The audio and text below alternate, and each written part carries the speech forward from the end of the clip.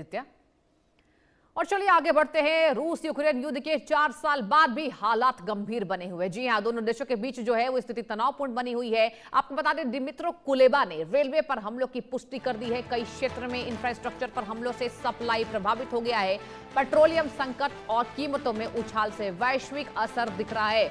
तो Russia Ukraine की जो लड़ाई है ये 4 साल बाद भी वैसी की वैसी ही है। आपको बता दें, जिस तरीके से रूस और यूक्रेन में लगातार हमले अटैक्स जारी, आपको तस्वीरें भी दिखा रहे हैं। ये जो तस्वीरें आपको दिखा रहे हैं ये गवाही है कि रशिया यूक्रेन में स्थिति तनावपूर्ण बनी हुई है। पेट्रोलियम संकट और कीमतों में उछाल से वैश्विक असर साफ तौर पर देखने को मिल रहा है। हालात गंभीर बने हुए हैं। यूक्रेन युद्ध के 1500 दिन आखिर कब मानेंगे पुतिन, और इसके साथ जेलेंस्की का क्या बयान सामने आता है। यूक्रेन के इंफ्रास्ट्रक्चर पर रशिया का भीषण हमला, और देखिए ज्यादा जो नुकसान है वो यूक्रेन का हुआ है इस युद्ध में, और इसके बावजूद भी यूक्रेन जो है वो रिटालिएट कर रहा है। यूक्रेन ने साफ तौर पर कह दिया कि अगर रशिया नहीं मानता है तो हम भी इस युद्ध को जवाब दे ही देंगे, और मुंहतोड़ जवाब रशिया का देने वाले हैं। पेट्रोलियम संकट और कीमतों में उछाल से वैश्विक असर देखने को मिल रहा है। तो देखिए कहीं ना कहीं रशिया और यूक्रेन के युद्ध से भी यहाँ पर वैश्विक सप्लाई चेन में बाधा जरूर आ रही है, लेकिन इसका ज्यादा असर ईरान और अमेरिका के युद्ध के कारण हो रहा है। और वहीं यूक्रेन के इंफ्रास्ट्रक्चर पर रशिया बार बार अटैक कर रहा है, जहां यूक्रेन भी रशिया पर ताबड़तोड़ हमले जारी कर रहा है, अपनी जवाबी कार्रवाई से अंजाम दे रहा है। आपको बता दें, कई क्षेत्रों में इंफ्रास्ट्रक्चर पर जो हमले हुए हैं उससे सप्लाई जो है वो यहां पर बाधित होती नजर आ रही है। सप्लाई जो है वो प्रभावित होता नजर आ रहा है। पेट्रोलियम संकट हो रहा है और कीमतों में उछाल से वैश्विक असर देखने को मिल रहा है। और एक बार फिर से कीव जो है वो दहल गया है। रूस यूक्रेन युद्ध के 4 साल पूरे हो गए हैं, इसके बावजूद भी दोनों देशों में कोई समझौता नहीं हुआ, कोई शांति वार्ता नहीं हुआ। हालांकि सीज फायर की बात बार बार सामने आ रही है, लेकिन ये सीज फायर के बाद भी आप देखिए लगातार अटैक्स पर अटैक्स, दोनों देशों का एक दूसरे पर जवाबी कार्रवाई होता नजर आ रहा है। और मेरे संवाददाता अजय जांडियाल ज्यादा जानकारी के साथ जुड़ चुके हैं। अजय, देखिए 4 साल पूरे हो गए अजय, और खामियाजा दोनों देशों को भुगतना पड़ रहा है। इसके बावजूद भी कोई समझौता नहीं, कोई शांति वार्ता नहीं। अब इंफ्रास्ट्रक्चर पर अटैक है, बताइए क्या जानकारी आपके पास।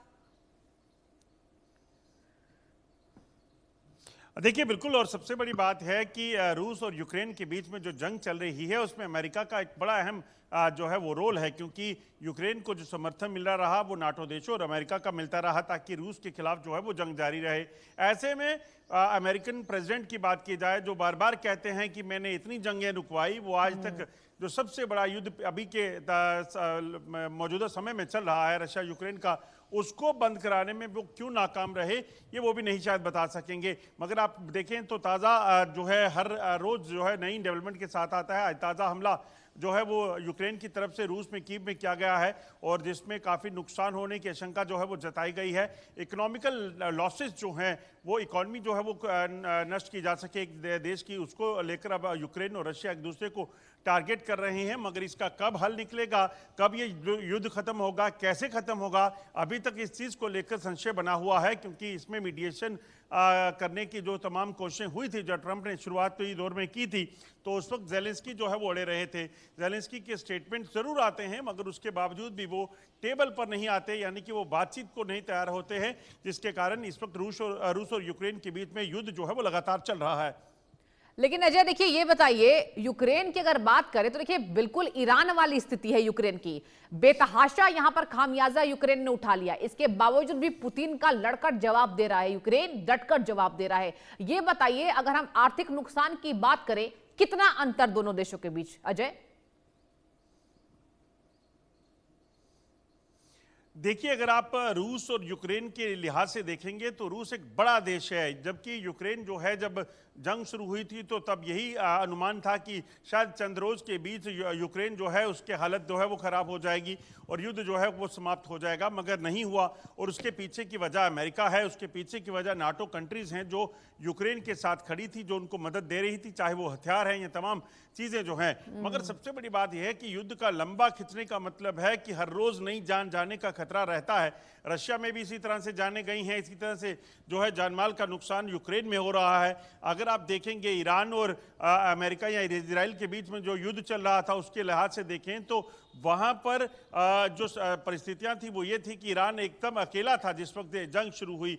मगर जब यूक्रेन और रशिया के बीच में युद्ध शुरू हुआ तो उसके बीच जो है वो कहीं ना कहीं नाटो कंट्रीज और अमेरिका जो है वो साथ खड़ा था। तो यही वजह है कि इस युद्ध के लंबे खिंचने की जो लगातार खिंचता चला जा रहा है, मगर कहीं ना कहीं इसका अंत नहीं होगा तो फिर एक मिडल ईस्ट से शुरुआत जो है वो वर्ल्ड वॉर 3 की हो सकती है। इस चीज़ की आशंका है क्योंकि आप देखें तो रशिया और यूक्रेन पहले से युद्ध में है। इस वक्त अमेरिका, इजराइल और ईरान पर जो हमला उन्होंने किया था उसके बाद से लगातार तनाव है और अब जंग का माहौल, क्योंकि पिछले 24 घंटों में जो डेवलपमेंट हुई हैं, जिस तरीके से यूएई में हमला हुआ, जिस तरीके से अमेरिका की जो डिफेंस की एक नाव की जो शिप था उस पर हमला किया गया ईरान की तरफ से, और उसके बाद अब जवाबी कार्रवाई की तैयारी है। इससे लग रहा है कि अभी आने वाला समय जो है, यानी कि एक बार फिर से युद्ध का आगाज जो है वो हो सकता है। और अगर फिर हुआ तो आज यूएई पे जिस तरीके से ईरान ने हमला किया है, अगर इसी तरह से कुवैत, दुबई और तमाम जो मिडल ईस्ट की कंट्रीज हैं, खाड़ी देश हैं, अगर उस पर इस तरह का जंग के हालात बने तो फिर ये युद्ध फैलता फैलता और फैल जाएगा। अजय देखिए, ये भी बताइए, इन दोनों देशों की लेकिन मध्यस्थता कराने के लिए कोई सामने नहीं आ रहा है, और इवन ये भी जानकारी सामने आ रही थी कि हो सकता है कि इन दोनों देशों के बीच में समझौता वार्ता हो। क्या जानकारी इस बाबत? देखिए, समझौते को लेकर वार्ता कई देशों ने कोशिश की थी। सबसे पहली कोशिश आपको याद होगा कि ट्रंप ने खुद की थी। जब दोनों देशों के जो मुखिया थे उनको बिठाया गया था, पुतिन और जेलेंस्की को, दोनों को सामने आमने सामने बिठाकर बातचीत हुई, मगर जेलेंस्की जो है वो एडमेंट रहे। और मुझे याद है वो पल भी जब ट्रंप ने जेलेंस्की को ये कहा था कि आप जिस स्थिति में हैं आप चूज नहीं कर सकते कि आप ये चाहेंगे। यानी कि देखिए, ट्रंप अपने देश की तो यहाँ पर वार्ता सुलझा नहीं पा रहे हैं, क्या दूसरे देशों के बीच मध्यस्थता करेंगे। बहुत शुक्रिया अजय, आपने तफ्तीश से जानकारी दी। और चलिए यहाँ रुकेंगे छोटे से ब्रेक के लिए, कहीं मत जाइए, देखते रहिए इंडिया न्यूज़।